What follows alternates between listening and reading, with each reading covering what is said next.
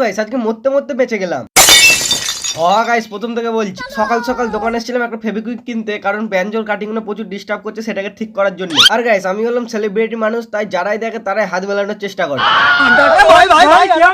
যাই হোক, এখান থেকে একটা ফেভিকুইক নিয়ে বাড়ি যাচ্ছি, কারণ ব্যাঞ্জোর লাঠিগুলোকে ঠিক করতে হবে। আর বাড়িতে এসে দেখলাম একটা বিগ ডাম লুজ হয়ে গেছে, তাই সেটাকে টাইট দিচ্ছি। আর টাইট দেওয়া হয়ে গেলে একবার চেক করে নিচ্ছে ভালো বাজছে না। তো এখানে সব কাজ কমপ্লিট করার পর আমরা যাচ্ছি এবার কুল পার্টির লোকের কাছে। আর গাইস আমরা যেখানটা যাচ্ছি সেখানে লোকটাকে নাকি প্রচুর রাগী যাদের গা, আর তাই একটু ভয় ভয়ে যেতে হচ্ছে আমাদেরকে। আর কিছুক্ষণের মধ্যে আমরা চলে এলাম ওই কুল গাছটার কাছে। আর গাইস গাছটা যেহেতু ঘেরার ভেতরে আছে তাই আরো ভয় লাগছে। আর গাইস ওইসব ভয়কে সাইডে রেখে একটা কুল যেমনি মুখে পুরলাম, বাবারে এতটা বেশি দেরি না করে টপাটপ কটা কুল পেয়ে নিয়ে বাড়ি চলে এলাম। আর গাইস বাড়িতে এসেই কুলের চাট শুরু হয়ে গেছে। আর গাইস আমাদের কুলের চাটে এমনই সেন্ট ছাড়ছে যে জানলা দিয়ে সবাই দেখছে।